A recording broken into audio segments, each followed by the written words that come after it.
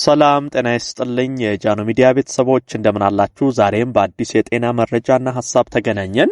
በዛሬ ፕሮግራሜ የምነግራችሁ በፍጥነት የሚያስረጁ ምግቦችን ይሆናል። እንግዲህ በተለይ ባለማወቅ የተነሳ በጣም በርካታ ሰዎች እነዚህን ምግቦች እየተመገቡ ገና በወጣትነት እድሜያቸው ቆዳቸው እየተሸበሸበ የእርጅና ምልክት የአቅም ማነስ የጉልበት መድከም የተለያዩ የወገብ ህመሞች ከዚህ ከእርጅና ጋር ተያይዘው የሚመጡ ህመሞች ምልክቶች ገና በወጣትነት እድሜያቸው እየጀመራቸው ቶሎ እያስረጃቸው ይገኛል። ስለዚህ እነዚህ ቶሎ በፍጥነት እንድታረጁ የሚያደርጉ ምግቦችን ማወቅና ከነዚህ ነገሮች በመራቅ የወጣትነት ውበታችሁን መልካችሁን አቅማችሁን ጤንነታችሁን ይዛችሁ ለረጅም ጊዜ ለመቆየት ጥረት ማድረግ ይኖርባችኋል ማለት ነው። እነዚህ ባለማወቅ የምናደርጋቸው የምንመገባቸው ነገሮች በተለይ እንድናረጅ የሚያደርጉ ምግቦች ምንድናቸው?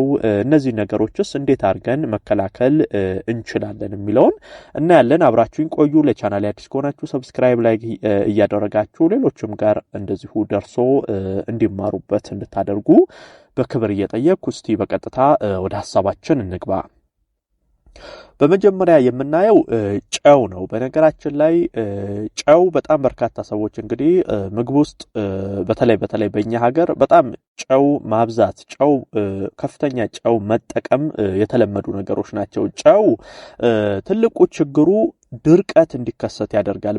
በተለይ እንግዲህ ይሄ በሰውነታችን ውስጥ የሚያስፈልገው ሶዲየም በቀን ውስጥ የተመጠነ መሆን አለበት። በተለይ በቀን ከአንድ የሻይ ማንካ የበለጠ ሶዲየም ወይንም ጨው መጠቀም መቻል የለባችሁ። ምግቦች ውስጥ ጨው እያበዛችሁ የምትጠቀሙ ከሆነ በተለይ ከቆዳ ጋር የተያያዙ ችግሮች በፍጥነት እንዲጀምራችሁ ያደርጋል። ይሄም የፊታችሁ ቆዳ ቶሎ እየላላ እየተሸበሸበ እንዲሄድ ያደርጋል። ይሄ ግርጅፍ ያለ ፊት ገና በወጣትነታችሁ የትልቅ ሰው መልክ እንዲኖራችሁ ያደርጋል። ቆዳ በጣም እንዲደርቅ ያደርጋል፣ እንዲላላ ያደርጋል። ይሄ ፊታችሁ እንዲያብጥ ያደርጋል። ይሄ ደግሞ ቆዳችሁ ወደ ታች እየወረደ እንዲሄድ በማድረግ እንዲሸበሸብ እንዲላላ ያደርጋል። ውጥር ያለ ጥንክር ያለ ጤናማ ቆዳ እንዳይኖራችሁ ያደርግባችኋል። ይሄ የሶዲየም ክምችት ሰውነት ላይ በጣም በርካታ ጉዳቶችን ያመጣል። አሁን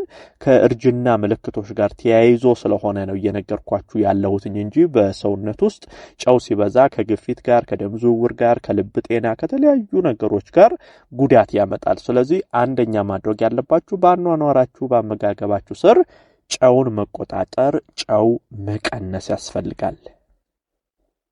ሌላው ሁለተኛው መሰረታዊ ነገር ደግሞ እነዚህ የተጠባበሱ ነገሮች በተለይ ቺፕስ ወይንም የድንች ጥብስ የተጠበሰ ድንች ይሄ እንግዲህ በተለይ በዘይት የሚጠባበሱ ነገሮች በአጠቃላይ በተለይ ቆዳን በፍጥነት እንዲያረጁ የማድረግ አቅማቸው በጣም ከፍተኛ ነው። ምክንያቱም ሲጠባበሱ የሚለቋቸው ንጥረ ነገሮች አሉ። ይሄ በተለይ ቆዳችንን የሚጎዱ ነገሮች አሉ። ይሄ የድንች ቺፕስ አሁን ረጅም ሰዓት የፈላ ዘይት ውስጥ በስበት ጊዜ የሚያወጣው የንጥረ ነገር አይነት ቆዳችሁን በፍጥነት የመጉዳትና እንድታረጁ የማድረግ ነገሮች አሉ። በነገራችን ላይ እዚህ ጋር ምነግራችሁ በተቃራኒው ስኳር ድንች ብትመገቡ ጥሩ ነው። የተቀቀለ ስኳር ድንች ለጤናም ለውበትም ጥሩ ነው። አሁን ይሄ ቺፕስ ድንች እንዲህ አይነት ነገሮችን የምትወዱ ሰዎች ድንቹን ትታችሁ ወደ ስኳር ድንች ብታዞሩና ስኳር ድንችን ቀቅላችሁ ብትመገቡ ይጠቅማችኋል። ነገር ግን ይሄ ቺፕስ ብዙ ባትመገቡ መልካም ነው። ሌላው ነጭ ዳቦ ወይንም ደግሞ ከተፈተጉ የስንዴ ዱቄቶች የሚዘጋጁ ነገሮች ላይ ብዙ ባታተኩሩ መልካም ነው። በነገራችን ላይ ይሄ ከተፈተጉ የስንዴ የሚዘጋጁ ዳቦ ሊሆን ይችላል። ሌላም የካርቦሃይድሬት ይዘታቸው ከፍ ያሉ እነዚህ ፓስታዎች፣ መኮሮኒዎች ይሄ ከስንዴ ዘር የሚዘጋጁ ነገሮች በጣም ብዙ ጉዳቶችን ያመጣል። ይሄ ውፍረት፣ አላስፈላጊ ቦርጭ አብዝታችሁ ደግሞ የምትመገቡ በተደጋጋሚ ከሆነ ለስኳር ህመምም የመጋለጥ እድል ይጨምራል። ቆዳችሁ ላይ የተለያዩ ጉዳቶች ያመጣሉ። ለእርጅና ቅርብ እንድትሆኑ ያደርጋል። በተቻለ አቅም ይሄ ነጭ ዳቦ ከተፈተጉ ስንዴ የሚዘጋጁ ምግቦችን ብዙ ባትመገቡ መልካም ነው።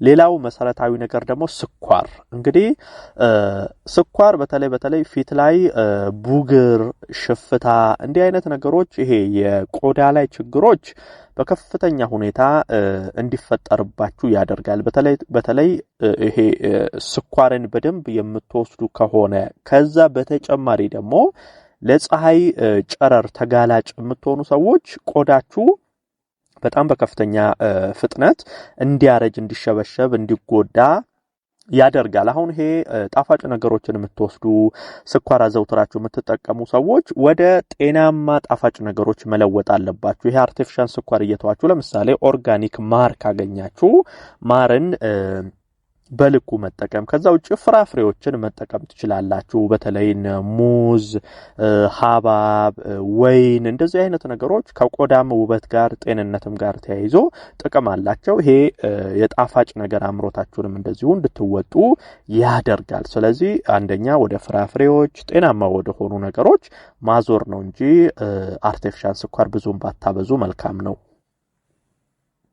ሌላኛው ማርግሪን ወይንም ይሄ ከአትክልት የሚዘጋጁ የቅቤ አይነቶች ናቸው ይሄ በነገራችን ላይ ከአትክልት የሚዘጋጁ የቅቤ አይነቶች የኮሌስትሮል መጠናቸው ከቅቤ አንፃር ሲታዩ አነስተኛ ናቸው ነገር ግን ለፊት ቆዳ በተለይ በጣም ጎጂ ናቸው ይሄ በተለይ አንዳንድ ሰዎች ዳቦ ላይ እንደዚህ እየቀባባችሁ የምትመገቡ ሰዎች ያላችሁ ይሄ የአትክልት ቅቤዎች አዘውትሮ መጠቀም በጣም ጉዳት ያመጣባቸዋል ከሱ ይልቅ ሌላ ጤናማ ቅባቶችን መጠቀም ትችላላችሁ ለምሳሌ አሁን ዳቦ ላይ ይሄ የአትክልት ቅቤ ለቅልቃችሁ ከምትመገቡ በሱ ፋንታ አቮካዶ ብትመገቡ አቮካዶ ጤናማ ቅባት ነው ለሰውነትም ጠቃሚ ነው ኦሊቭ ኦይል መጠቀም ትችላላችሁ እንደነዚህ አይነት ወደ ጤናማ ቅባቶች ማዞር ነው እንጂ ይሄ የአትክልት ቅቤ እንደዚህ አይነት ነገሮችም ለእርጅና እንድትፈጥኑ ያደርጋል ለጤናችሁም ጎጂ ናቸው ብዙ አትጠቀሙ ሌላው የተቀነባበሩ የስጋ